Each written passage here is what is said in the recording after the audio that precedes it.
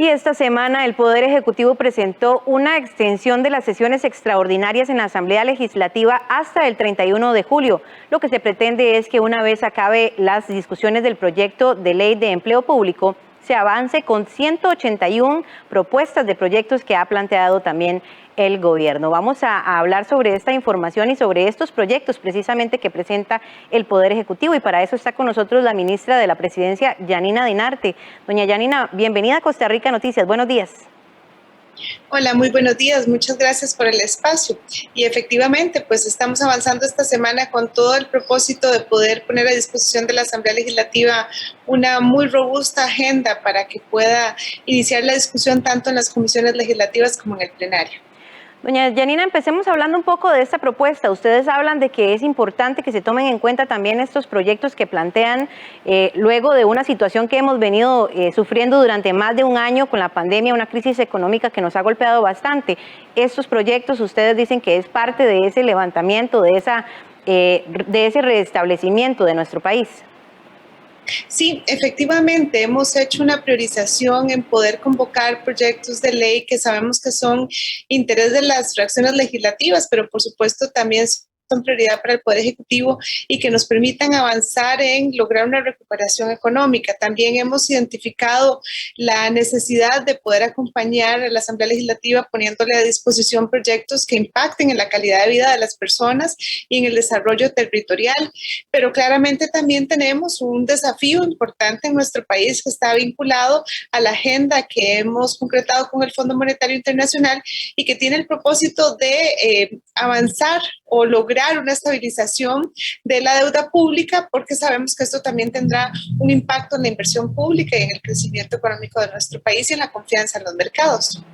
Antes de profundizar un poco en algunos de los proyectos prioritarios, me gustaría hablar un poco del marco previo que se debe realizar entre Presidencia y la Asamblea Legislativa.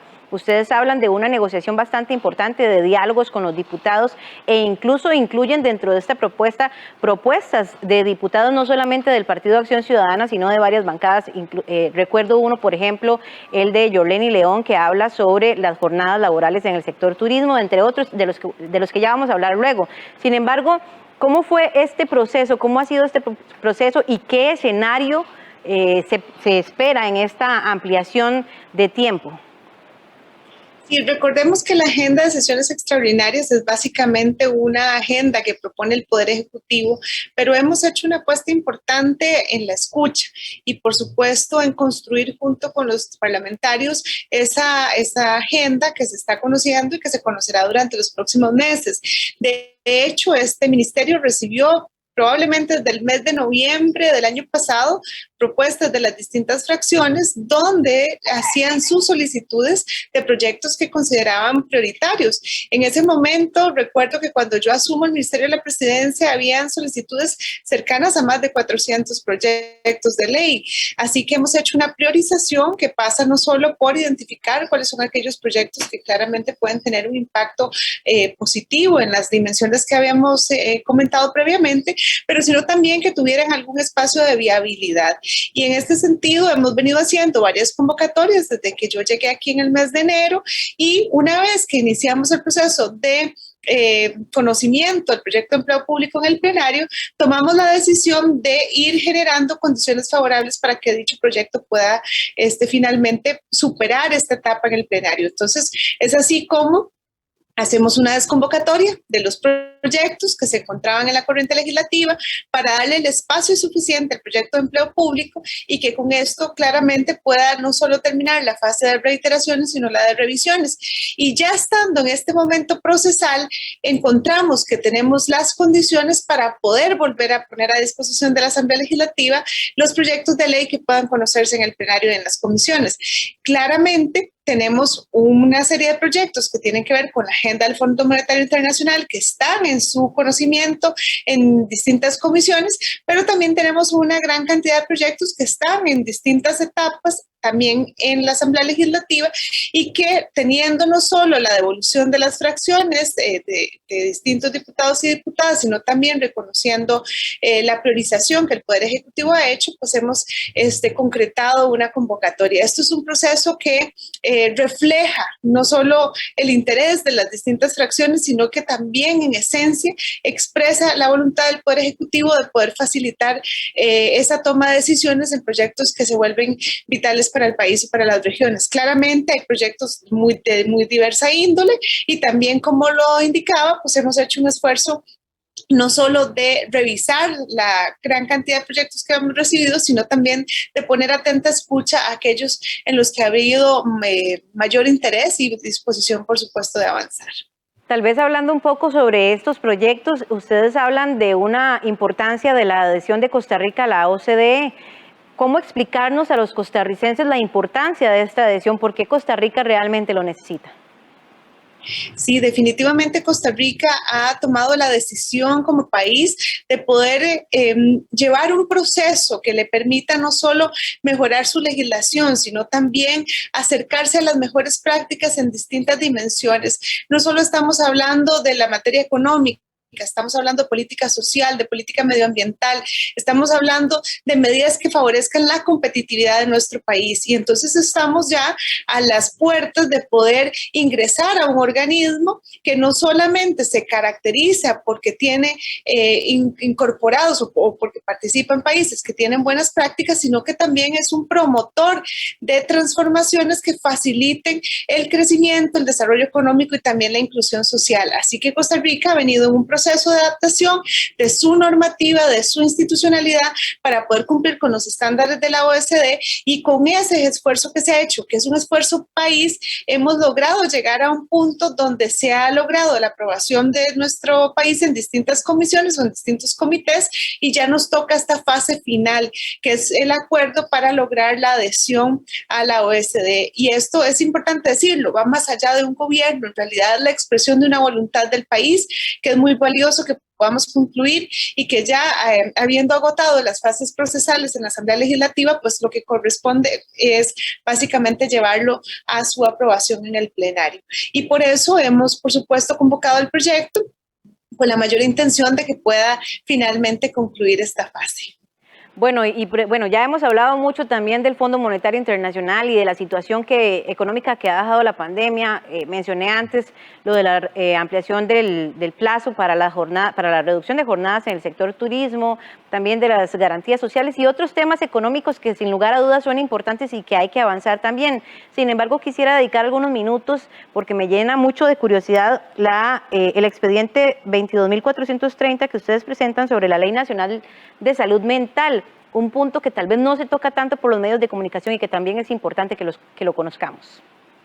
Sí, definitivamente, si me permite, yo creo que es importante resaltar sobre los proyectos que mencionaba. Por ejemplo, el proyecto de amnistía en materia de cargas sociales es una discusión que no es nueva, incluso debo decirlo, ha sido una preocupación de muchos años en nuestro país, de cómo logramos una mayor formalización de las empresas, precisamente para que puedan consolidarse, para que puedan crecer, y después del golpe que ha representado la pandemia, es importantísimo que podamos dar condiciones favorables para que las micro, pequeñas y medianas empresas puedan sobrepasar estas circunstancias, y ojalá aquellas que han venido operando en la informalidad o que han tenido problemas con las contribuciones sociales, pues puedan ponerse al día. Pero así también, como lo mencionabas, es importante el esfuerzo que se ha venido haciendo por no solo recuperar la actividad económica para también recuperar los puestos de trabajo, sino que también ponemos en perspectiva y en justa dimensión que algunos sectores de la economía están enfrentando dificultades para poder volver a la normalidad, y por eso se ha planteado en la Asamblea Legislativa una discusión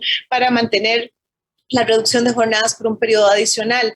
Y esto también nos lleva a que, a pesar de la prioridad que tienen los temas económicos, no podemos desconocer también la relevancia que tienen otros temas importantes para la calidad de vida de las personas. Y lo mencionaba previamente, eso es parte de los ejes de priorización que hemos hecho. Y en este sentido, pues se ha convocado un proyecto que es nuevo y que básicamente lo que busca es poner en el debate público un tema que es trascendental en términos de salud pública, ¿verdad? Y que tiene que ver con la salud mental, mucho con un enfoque preventivo también, y que creemos que es una gran oportunidad que también pueda emprenderse esa discusión. Así hemos incorporado diversos proyectos que van dirigidos a atender a las poblaciones, pero también claramente a los territorios, y que es importante que le podamos dar espacio en la Asamblea Legislativa para que pueda llevar su discusión y que pueda ser alimentado ya sea con la perspectiva institucional o las perspectivas técnicas, y con eso pues encontrar a ver si hay espacio para que se pueda avanzar. Creo que este es un tema que se vuelve relevante por ser de salud pública y que representa una gran oportunidad para darle un abordaje, como lo decía, desde lo preventivo, y ojalá con el afán de poder darle mejores condiciones a una población que claramente, digamos, requiere y amerita que podamos atenderla digamos, con la mejor calidad de servicio desde la institucionalidad pública.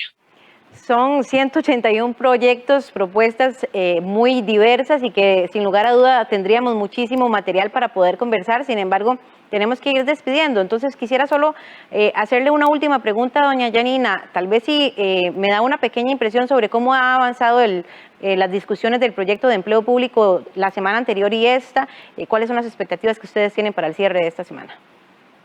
Sí, hemos tenido un avance muy importante, como lo reseñaba. Estas 2 semanas han sido básicamente semanas en las que el plenario legislativo se ha abocado al conocimiento de las reiteraciones y las revisiones. Eso ha sido un esfuerzo, ha implicado un esfuerzo enorme del plenario legislativo, claramente por la discusión por el fondo, pero también por el volumen de mociones que se han presentado.